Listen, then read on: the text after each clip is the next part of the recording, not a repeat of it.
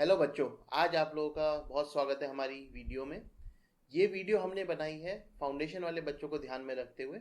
तो फाउंडेशन वाले बच्चों के लिए रेलिवेंट है जो फाउंडेशन करना चाहते हैं या फाउंडेशन में एनरोल कर चुके हैं। ठीक है, तो इस वीडियो का हमने टॉपिक रखा है ऑल अबाउट सीए फाउंडेशन। तो जैसे ही आप लोगों को पता है, अभी 12th का रिजल्ट आया है एक हफ्ते पहले, जुलाई के एंड में। और बहुत से बच्चे अभी भी कंफ्यूज हैं, उनके बहुत सारे क्वेश्चंस हैं कि हमें फाउंडेशन के रिगार्डिंग उन्हें कुछ क्लैरिटीज चाहिए, उन्हें एनरोल कब करना चाहिए।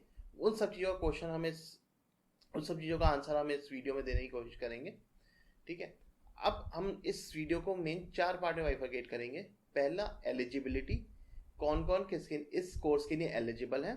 देन रजिस्ट्रेशन, कि आप रजिस्ट्रेशन कब कराना है, कैसे कराना है, कहाँ कराना है, और किस अटेम्प्ट के लिए कौन सा रजिस्ट्रेशन मैंडेटरी है। ठीक है। थर्ड पार्ट, सब्जेक्ट्स, कि भाई सब्जेक्ट मेरे हैं कौन कौन से इस कोर्स में, क्या वेटेज है उनकी, क्या वो ऑलरेडी मेरे 12th में कवर्ड है। इन सब चीज़ों पे हम बात करेंगे। और लास्ट हम लेके चलेंगे प्रिपरेशन, जो कि मोस्ट इंपॉर्टेंट पार्ट है कि सर हमें इसको प्रिपेयर कैसे करना है।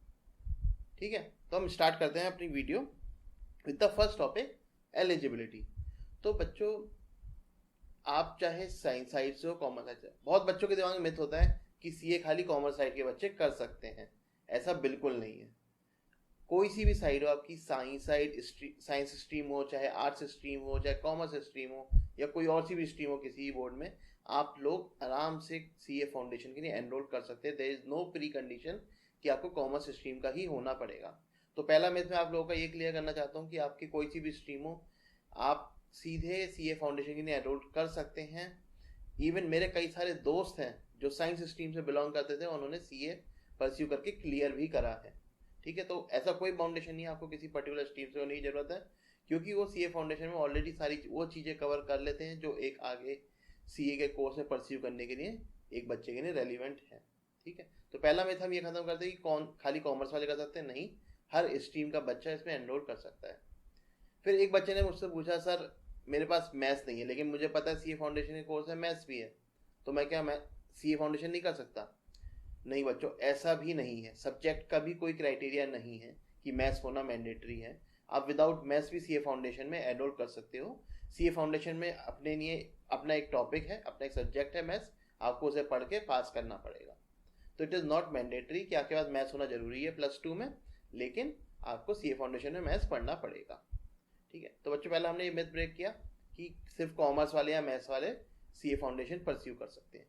ठीक है, सेकेंड पॉइंट, तो ये तो हमने बात कर ली जो 12th वालों की। अब होते हैं जो ग्रेजुएट वाले बच्चे हैं, हमारे अंडर ग्रेजुएट पोस्ट ग्रेजुएट वाले बच्चे हैं, उन लोगों के लिए सीए डायरेक्ट एंट्री देता है, उन्हें सीए फाउंडेशन रूट से नहीं जाना पड़ता, सब्जेक्ट टू सम कंडीशंस। तो अभी हम सीए फाउंडेशन के बारे में डिस्कस करते हैं, उन कंडीशंस पे भी हम ध्यान नहीं देते हैं। ठीक है बच्चों, अब हमारा सेकेंड टॉपिक आता है रजिस्ट्रेशन। अब बच्चों, अगर आपको कोई कोर्स परस्यू करना है तो आपको उसके लिए रजिस्ट्रेशन कराना पड़ेगा। ये तो बहुत नॉर्मल सी बात है। अब आपको मैं बैकग्राउंड देता हूँ। सीए के पेपर नॉर्मली साल में 2 बार होते हैं। नॉर्मली क्या, 2 बार ही होते हैं, सब्जेक्ट टू सम कंडीशंस की, यार कोरोना आ जाए, कुछ आ जाए, किसी वजह से कैंसिल हो जाए, एक्स वाई रीजन। ठीक है, नॉर्मली 2 बार हमारे पेपर होते हैं। वो होते हैं एक मिड ईयर में और एक एंड ईयर में। मतलब एक होते हैं मई में और एक होते हैं नवंबर में। ये डेट कई बार आगे पीछे हो जाती है। जैसे अगर आप देखोगे तो इस बार के पेपर मई की जगह जुलाई में हुए, क्योंकि कोरोना बहुत ज़्यादा था मई के टाइम पे, तो इंस्टीट्यूट ने मई के टाइम पे पेपर नहीं लिए। ठीक है, तो वो एक्सेप्शनल सिचुएशन हो सकती है, लेकिन जो जनरल टाइमलाइन है वो फर्स्ट अटैम्प्ट आपका मई में होता है और दूसरा अटैम्प्ट आपका नवंबर में होता है। ठीक है, अब बच्चों, जो फाउंडेशन के बच्चों को रजिस्ट्रेशन कराने की रिक्वायरमेंट है, अगर आपको मई के अटैम्प्ट में अपीयर करना है तो आपको 31 दिसंबर तक रजिस्ट्रेशन कराना पड़ेगा। ठीक है, ये है हमारा मई के लिए। और अगर आपको दूसरा अटैम्प्ट जो कि नवंबर में होता है, उसके लिए अगर आपको अपीयर होना है तो आपको 30 जून तक रजिस्ट्रेशन कराना ही पड़ेगा। ये प्री कंडीशन है जो कि जनरली हर रूल में अप्लाई करती है। ठीक है, तो हमने समझ लिया एक जनरल रूल। लेकिन अब क्या होगा कि थोड़ा इसमें ट्रिकी हो जाएगा, या फिर थोड़े एक्सेप्शन आ जाएंगे या चेंज हो जाएगा, क्योंकि ऑनगोइंग सिचुएशन की वजह से डेट्स आगे पीछे बहुत ज़्यादा हो रही है। ठीक है, उसको भी हम कवर करेंगे। अब आते हैं बच्चों टाइप ऑफ रजिस्ट्रेशन। आपने कई बार कई टीचर्स से या कई वीडियो पे या कई करिकुलम में आपने पढ़ा होगा कि आपका होगा प्रोविजनल रजिस्ट्रेशन। तो कई बच्चे डर जाते हैं, सर क्या प्रोविजन रजिस्ट्रेशन क्या है, हम मतलब प्रोविजन पे है, हमारा कैंसिल हो जाएगा, हमारा पक्का नहीं है रजिस्ट्रेशन। ये बहुत बच्चों के दिमाग में डाउट आता है। तो बच्चों देखो, इंस्टीट्यूट में रजिस्ट्रेशन कराने के लिए आपको अपनी 12th की मार्कशीट लगानी पड़ती है, ठीक है। अब जैसे बच्चे हैं, मान लो उन्हें मई का अटेम्प्ट देना है और वो 12th अपीयर करेंगे मार्च में, तो उनके पास मार्कशीट तो आएगी नहीं जब तक, क्योंकि हमारी रजिस्ट्रेशन डेडलाइन क्या है, 31 दिसंबर, ठीक है। तो इंस्टीट्यूट ने क्या कहा कि आप विदाउट 12th की मार्कशीट एक रजिस्ट्रेशन करा लो हमारे साथ, हम उसे प्रोविजनल रजिस्ट्रेशन कहेंगे, और जैसी आपकी मार्कशीट आए आप हमें अपलोड कर दो, आपका फिर नॉर्मल रजिस्ट्रेशन हो जाएगा और कोई फर्क नहीं है, ठीक है। आप वैसे ही पेपर दे सकते हो, वैसे ही इंस्टीट्यूट के साथ रजिस्टर्ड हो, आपको वैसे ही अपना स्टूडेंट आइडेंटिफिकेशन नंबर मिलेगा, ठीक है। तो कोई फर्क नहीं होगा आपको, बस ये होगा कि नॉर्मल रजिस्ट्रेशन ये आपके वर्ड लिखा होगा प्रोविजनल रजिस्ट्रेशन, ठीक है। तो बच्चों उस चीज़ में बिल्कुल कंफ्यूज मत होना, कुछ नहीं डरना, कोई दिक्कत वाली बात नहीं। अगर आपका भी 12th क्लियर नहीं हुआ है, गो फॉर ICAI रजिस्ट्रेशन, दिसंबर तक रजिस्ट्रेशन कराओ, मई 22 में अटेम्प्ट करो और प्रोविजनल रजिस्ट्रेशन कराओ, कोई दिक्कत नहीं। जिस दिन मार्कशीट आ जाए उस दिन अपलोड करके आप अपना नॉर्मल रजिस्ट्रेशन करा लेना, ठीक है। तो पहला पॉइंट तो ये हुआ। दूसरा पॉइंट, जो ऑलरेडी 12th पास कर चुके हैं तो उनका तो सर उनके पास मार्कशीट अवेलेबल है, वो सीधे ICAI रजिस्ट्रेशन करा सकते हैं, ठीक है। डेडलाइन सबके लिए सेम है, 31 दिसंबर तक करा लो तो मई में अपियर हो जाओ, 30 जून तक करा लो रजिस्ट्रेशन तो आप नवंबर वाले टाइम में अपियर हो जाओ, ठीक है। ये समझा हमने। अब हमने ये चीज़ तो डिस्कस कर ली कि भाई जो मई वाले बच्चे हैं उन्हें 31 दिसंबर 21 तक रजिस्ट्रेशन कराना है। तो बच्चों जो अभी आप 12th अपियर कर रहे हो और आपको अगर मई का अटेम्प्ट देना है तो प्लीज़ प्लीज़ प्लीज़ आप ध्यान रखो, रिमाइंडर लगा लो, अभी से रजिस्ट्रेशन करा लो, लेकिन आपको ये ध्यान रखना है कि 31 दिसंबर 2021 से पहले आपको रजिस्ट्रेशन कराना ही कराना है, वरना आप मई के टाइम में अपियर नहीं हो सकते, ठीक है। अब बात करते हैं हम नवंबर 21 के अटेम्प्ट की। जो बच्चे ऑलरेडी 12th पास कर चुके हैं या फिर ग्रेजुएशन कर रहे हैं, जिनके पास मतलब 12th की डिग्री है, ऑलरेडी मार्कशीट है, उन बच्चों की लिए पहले डेडलाइन थी 31 जून, ठीक है। उन्हें 30 जून तक रजिस्ट्रेशन कराना था, लेकिन बच्चों आप देख रहे हो जैसे पेंडेमिक सिनेरियो की वजह से इंस्टीट्यूट डेट्स एक्सटेंड कर देता है कई बार, और उन्होंने इस बार भी करी है। तो जो नवंबर 21 के बच्चे जिनसे रजिस्ट्रेशन कराना मिस हो गया है या भूल गए हैं या उनसे किसी भी एक्स वाई रीजन से नहीं करा पाए हैं और अब उन्हें अफसोस हो रहा है कि वो क्यों नहीं कराया हमने, तो बच्चों आपके पास एक और मौका है। इंस्टीट्यूट ने 16 अगस्त तक आपके लिए रजिस्ट्रेशन फॉर्म ओपन कर दिए हैं फिर से। तो ध्यान से सुनिए, जो बच्चे नवंबर 21 अटेम्प्ट करना चाहते हैं और वो ऑलरेडी 12th पास कर चुके हैं तो वो 16 अगस्त तक रजिस्ट्रेशन करा सकते हैं। तो बच्चों ध्यान दीजिए, 16 अगस्त तक जो बच्चे ऑलरेडी 12th पास कर चुके हैं, आप अगर आपको दिसंबर 21 अटेम्प्ट, अब देखिए इसकी डेट भी शिफ्ट हो गई है, नॉर्मली नवंबर में होता है लेकिन इस बार पेपर सारे लेट हो रहे हैं तो इसकी डेट भी हमारी दिसंबर 21 हो गई है फाउंडेशन की, ठीक है। तो दिसंबर 21 वाला टाइम अगर किसी बच्चे को करना है तो वो 16 अगस्त तक उसके पास ऑप्शन अभी भी अवेलेबल है। तो प्लीज़ बच्चों अगर आपको करना है तो आप प्लीज़ इसका रजिस्ट्रेशन करा लीजिएगा, ठीक है। रजिस्ट्रेशन के लिए लिंक अगर आप मेरी स्क्रीन पे देख पा रहे हैं तो रजिस्ट्रेशन हमारा होता है eservices.ici.org पे, आप जाके इस लिंक पे क्लिक करिए और बच्चों आराम से, बहुत सिंपल प्रोसेस है, अपनी डिटेल्स डालिए, अपनी मार्कशीट्स IDs वगैरह डालिए और आराम से रजिस्ट्रेशन हो जाता है, कोई दिक्कत नहीं आती है। अब बच्चों कई बच्चों के मेरे पास क्वेश्चन आता है कि हमारी फीस कितनी होगी। तो बच्चों देखिए, अगर आप सिटीजन ऑफ इंडिया हैं तो आपकी रजिस्ट्रेशन फीस होती है अप्रॉक्स 9,000 to 9,500। अब मैं ये रेंज क्यों दे रहा हूँ, क्योंकि इसमें कुछ वेरिएबल चीज़ें भी होती हैं, जैसे कि अगर आपके पास ऑप्शनल होती हैं कि आपको स्टूडेंट जनरल मंगाना है तो 200 रुपये ऐड हो जाएंगे, स्टूडेंट जनरल नहीं मंगाना 200 रुपये लेस हो जाएंगे, ठीक है, ऐसे होती है। तो नॉर्मली 99,000 और 9,200 के आसपास रहती है इसकी कॉस्ट रजिस्ट्रेशन की, ठीक है।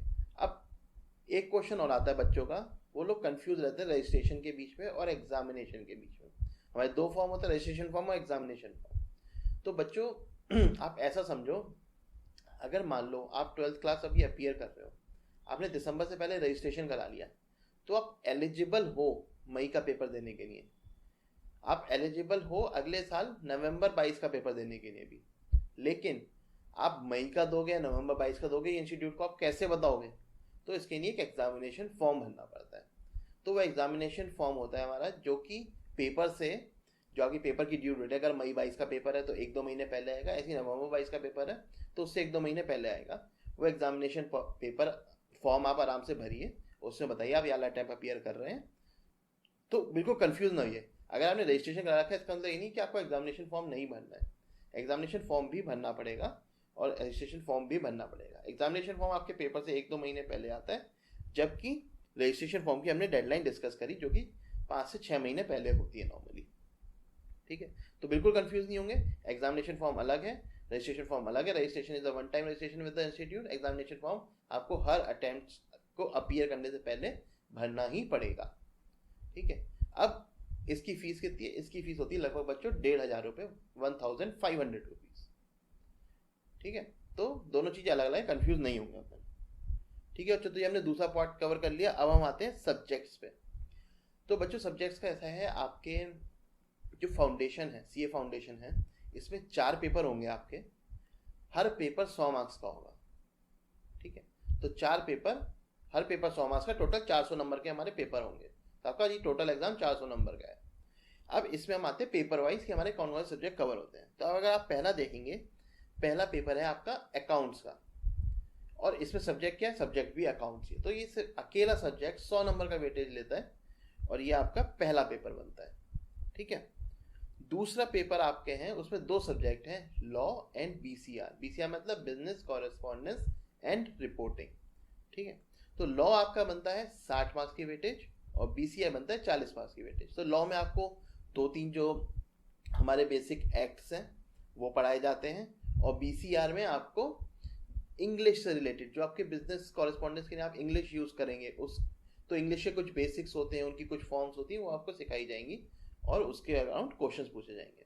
ठीक है, तो ये हमारा सेकंड पेपर हो गया। थर्ड पेपर में हमारे 3 सब्जेक्ट होते हैं, mathematics, statistics and logical reasoning. तो अगर आप देखेंगे मैथ्स की वेटेज होती है 40 मार्क्स, स्टैट्स की वेटेज होती है 40 मार्क्स, और आपकी एलआर की वेटेज होती है 20 मार्क्स। ठीक है, तो ये आपका बनता है थर्ड पेपर। तो मैथ्स पे आपके नॉर्मल जो आपने 12th में मैथ्स पढ़ी है या नहीं पढ़ी है उससे रिलेटेड, अगर नहीं पढ़ी है तो आपकी शायद थोड़े से नए टॉपिक भी होंगे, लेकिन अगर जिन्होंने 12th में पढ़ी है तो मोस्टली टॉपिक आपके कॉमन ही रहते हैं। ठीक है, स्टैट्स आपके स्टैटिस्टिक्स के रिलेटेड सारे टॉपिक्स होंगे इसमें, और लॉजिकल रीजनिंग आपके जो रीजनिंग बेस्ड क्वेश्चन होते हैं 20 मार्क्स के वो होंगे। ठीक है, चौथा पेपर हम आते हैं, इसमें 2 सब्जेक्ट आते हैं हमारे, business economics and business commercial knowledge. इनका वेटेज है बच्चों 60 मार्क्स हमारा बिजनेस इकोनॉमिक्स का और 40 मार्क्स हमारा बिजनेस कमर्शियल नॉलेज का। ठीक है, तो ये हमारे चारों पेपर के बारे में हमने बता दिया। एक बिजनेस इकोनॉमिक्स आपका कुछ 12th के पार्ट कॉमन है, कुछ एडिशनल है। ठीक है, तो वो सब्जेक्ट का जब आपको टीचर एक सब्जेक्ट का ओवरव्यू वाली वीडियो दिखाएगा, बताएगा, हम बनवा देंगे। ठीक है, तो उसमें हर टीचर अपने सब्जेक्ट के बारे में थोड़ा एक्सप्लेन कर देगा, तो आप वो भी हमारे चैनल पे देख सकते हो। ठीक है, बीसीके में आपको थोड़ा सा बिजनेस कमर्शियल वर्ल्ड के बारे में बताया जाता है, क्या टर्मिनोलॉजीज यूज हो रही है, क्या चल रहा है। तो बेसिकली ये सब हमारी चीज़ें इन दोनों सब्जेक्ट में पढ़ाई जाती हैं। ठीक है बच्चों, तो ये हमने बात कर ली चारों सब्जेक्ट, चारों पेपर के बारे में, उनमें कौन कौन सब्जेक्ट कवर होते हैं। अब बच्चों देखते हैं कि सब्जेक्ट का पैटर्न क्या है, किस तरीके के पेपर आते हैं, सब्जेक्टिव आते हैं कि ऑब्जेक्टिव आते हैं। ठीक है, तो बच्चों अगर आप देखोगे पहला पेपर अकाउंट्स का, तो ये होता है आपका सब्जेक्टिव पेपर, मतलब आपको यहाँ पे लिखना पड़ेगा। क्वेश्चन का अगर आप आंसर दे रहे हो तो आपको लिख के देना पड़ेगा, आप कोई ऑप्शन टिक करने के लिए नहीं आएगा आपके पास। ठीक है, तो ये पहला पेपर आपका अकाउंट्स है, सब्जेक्टिव। सेम पैटर्न में law and BCR, law and business correspondence and reporting, ये आपका सब्जेक्ट, ये पेपर भी आपका सब्जेक्टिव है। इसमें भी आपको क्वेश्चन आंसर फॉर्म में आएंगे, आपको लिखना पड़ेगा आंसर इन सब्जेक्टिव फॉर्म। ठीक है बच्चों, तो हमने समझा हमारे पहले दोनों पेपर सब्जेक्टिव रहेंगे, अकाउंट्स, लॉ एंड बीसीआर। ठीक है, बाद के दोनों पेपर जो कि हमारे मैथ्स, स्टैट्स, एलआर पेपर 3 है, और पेपर 4 इकोनॉमिक्स एंड बीसी के, ये दोनों हमारे रहेंगे ऑब्जेक्टिव पेपर, मतलब मल्टीपल चॉइस क्वेश्चन। यहाँ पे हमारे एमसीक्यूज आएंगे, जिसमें हमारा एक क्वेश्चन आएगा, उसके 4 ऑप्शन आएंगे, हमें सही ऑप्शन को सेलेक्ट करना होगा। ठीक है, अब आप समझ गए बच्चों एमसीक्यू, तो हमारे सिर्फ ऑप्शन बेस्ड क्वेश्चन आएंगे, यहाँ पे सब्जेक्टिव नहीं आएगा, आपको क्वेश्चन आंसर फॉर्म में लिखना नहीं है कि इसका आंसर क्या है। ठीक है, आपको सिर्फ 4 ऑप्शन दिए जाएंगे, 3 गलत होंगे, 1 सही होंगे, आपको एक सही वाले को सिलेक्ट करना होगा। ठीक है, अब इसमें बच्चों क्या होता है, आप एक चीज का ध्यान रखना, सब्जेक्टिव में आपकी कोई नेगेटिव मार्किंग नहीं होती। मतलब अगर क्वेश्चन आपने गलत आंसर दिया किसी भी क्वेश्चन का, तो आपको उसमें 0 मार्क्स मिलेंगे, नेगेटिव मार्क नहीं मिलेंगे। ऑन दी अदर हैंड जो आपके ऑब्जेक्टिव टाइप क्वेश्चन होते हैं, एमसीक्यू जो पेपर है आपके दोनों maths, stats, LR, economics and BC के, ठीक है, इसमें आपकी नेगेटिव मार्किंग होती है, ये ध्यान रखिएगा बच्चों। अब मैं आपको छोटा सा एग्जांपल दिखाता हूँ नेगेटिव मार्किंग कैसे समझे आप। ठीक है, मान लीजिए आपके दो क्वेश्चन आए हैं, क्वेश्चन ए, क्वेश्चन बी। ठीक है, क्वेश्चन ए भी है 1 मार्क्स का, क्वेश्चन बी भी 1 मार्क्स का है। आपने ए का आंसर दिया सही और बी का आंसर दिया आपने गलत। ठीक है, तो सही के लिए तो आपको 1 नंबर मिल जाएगा, लेकिन गलत के लिए आपका 1/4 मार्क्स कट जाएगा, मतलब कि 0.25 आपका मार्क्स कट जाएगा। ठीक है, तो आपका टोटल स्कोर कितना बनेगा इस केस में? 0.75। ठीक है, ये हो गई हमारी नेगेटिव मार्किंग। अब इसमें भी कुछ बच्चों को थोड़ा कंफ्यूजन आता है, कहते सर अगर हम छोड़ के आएंगे तो क्या उसके भी नेगेटिव मार्किंग रहेगी? नहीं, ऐसा नहीं है। तो उसके लिए एग्जांपल समझिए आप। मान लीजिए आपने ए क्वेश्चन है, इसका आंसर ही नहीं दिया, इसको आप ब्लैंक छोड़ा है, ना गलत दिया ना सही दिया, कुछ नहीं दिया, ब्लैंक छोड़ के आ गए पहला क्वेश्चन। दूसरे क्वेश्चन का आपने सही दे दिया, तो यहाँ पे टोटल स्कोर रहता है 1। ठीक है, तो बच्चों नेगेटिव मार्किंग आप ध्यान में रख के चलिएगा अपने दोनों ऑब्जेक्टिव बेस्ड पेपर के लिए। सब्जेक्टिव में कोई दिक्कत नहीं है, कोई नेगेटिव मार्किंग नहीं है। अगर आपको लगता भी है गलत आंसर लिख रहे हो, कोई दिक्कत नहीं, आराम से लिखो आप, कुछ सही हो सकता है उसमें, आपको मार्क्स मिल जाएंगे। ठीक है, लेकिन ऑब्जेक्टिव पेपर में हम ध्यान रखेंगे कि भाई हमारी नेगेटिव मार्किंग भी है। ठीक है बच्चों, ये हमने अपने सब्जेक्ट्स कवर कर लिए। अब क्या होता है, यहाँ पे पासिंग परसेंटेज पूछते हैं बच्चे कि सर आपने बता दो दिए 4 पेपर 100 नंबर के आते हैं, लेकिन पास कितने पे होंगे? जैसे भैया हमारा सीबीएसई है, आईसीएसई, उनकी एक पासिंग परसेंटेज डिफाइन होती है कि आपको पासिंग परसेंटेज इतनी लानी है। ठीक है, तो यहाँ पे भी हमारी पासिंग परसेंटेज डिफाइन है, जो कि है हमारी 50%। मतलब अगर आपके 50% या उससे ज़्यादा हैं तो आप पास हो जाएंगे। लेकिन इंस्टीट्यूट ने एक कंडीशन और रखी है। क्या रखी है? एंड, मतलब प्लस, दोनों कंडीशन होनी चाहिए। दूसरी कंडीशन रखी है कि भाई 40% इन ईच सब्जेक्ट। मतलब कैसे कि भाई आपको 50% पूरे एवरेज पे लाने टोटल में, लेकिन 40% कम से कम हर सब्जेक्ट में आने चाहिए। समझते हैं कैसे? इंस्टीट्यूट कह रहा है भाई आप 400 में से 200 कम से कम लेके आओ पास होने के लिए। ठीक है, लेकिन 40% हर सब्जेक्ट में होने ही चाहिए। हम देखो एक सिनेरियो लेते हैं, आपके मान लो 4 पेपर हैं, आपके पहले पेपर में मार्क्स आते हैं 55,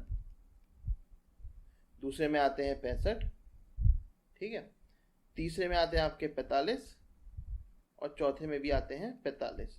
तो आपके कितने मार्क्स हो गए? ये लगभग 210 मार्क्स। ठीक है, 210 मार्क्स हो गए। तो अब बच्चों यहाँ पे देखिए, आपने दोनों कंडीशन मेट करे कि नहीं? आपके मोर देन 50% है? यस सर, हमारे तो 52.5% बैठ रहे हैं। और मोर देन 40% है हर सब्जेक्ट में?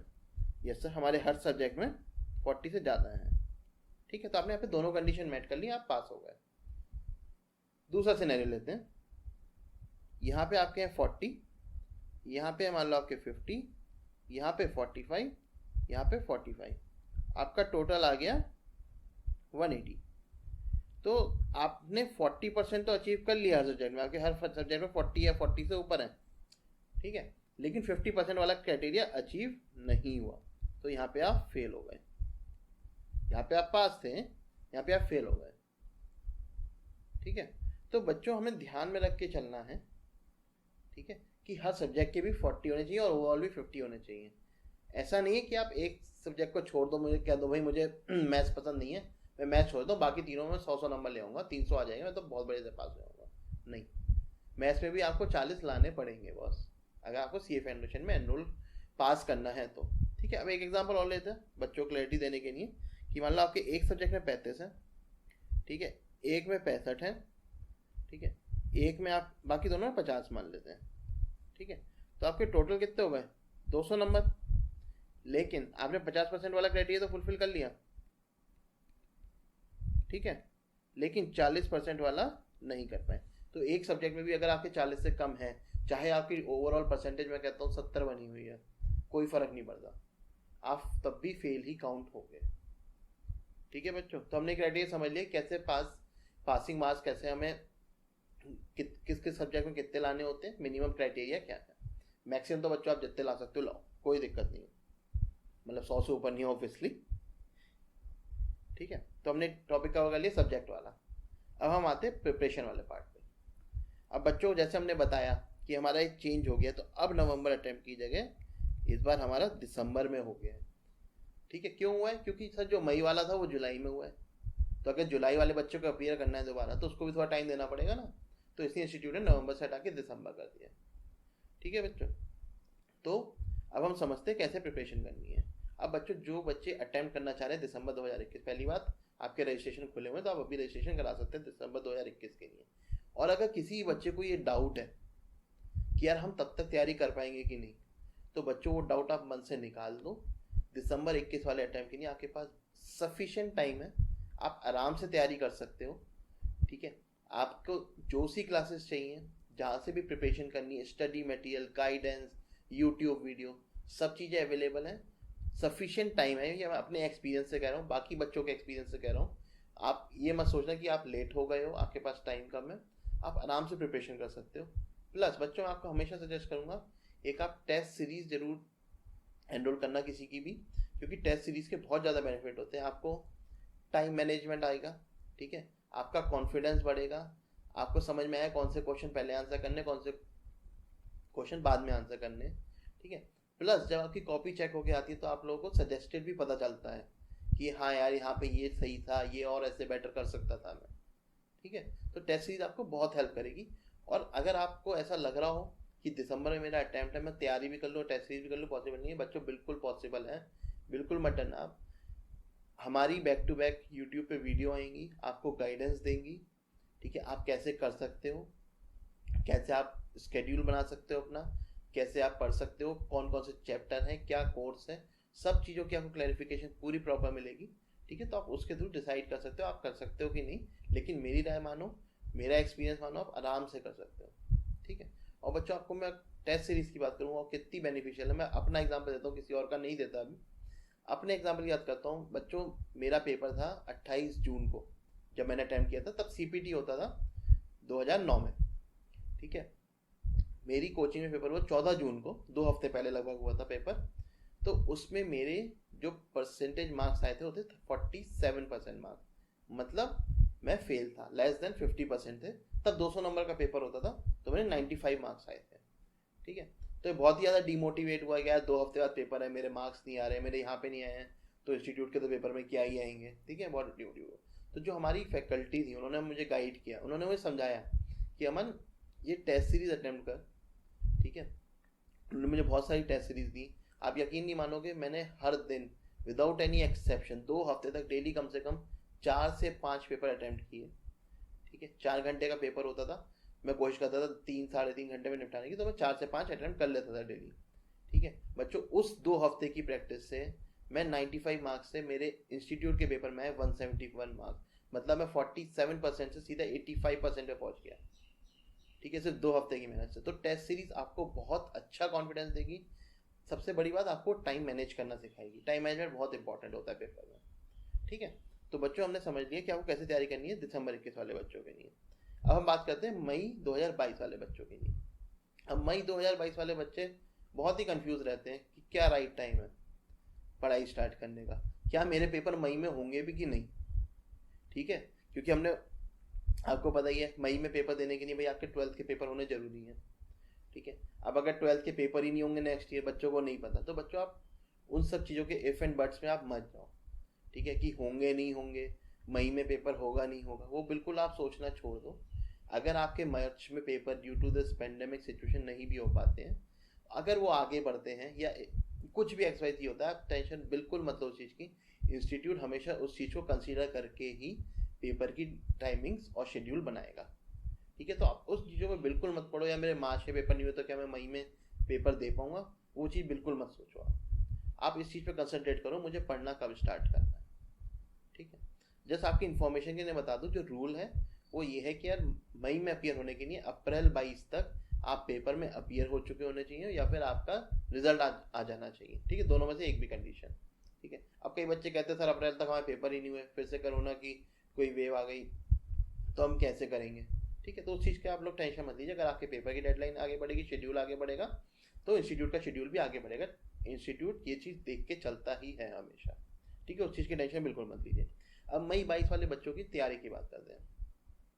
अब कई बच्चे सोचते हैं, मैं आपको बताता हूँ, कि जब पेपर खत्म हो जाएंगे उसके बाद हम तैयारी स्टार्ट करेंगे। बच्चों आप ऐसे सोचो, आपके पेपर जाके खत्म होंगे मार्च में, 2-4 दिन का तो ब्रेक भी लोगे, बनता है, बिल्कुल मस्ती वस्ती करोगे, घूमते आओगे कहीं, ठीक है। उसके बाद जब आप अप्रैल से स्टार्टिंग करोगे तैयारी, आपके पास कितना टाइम होगा? 1.5 महीना, पौने 2 महीना।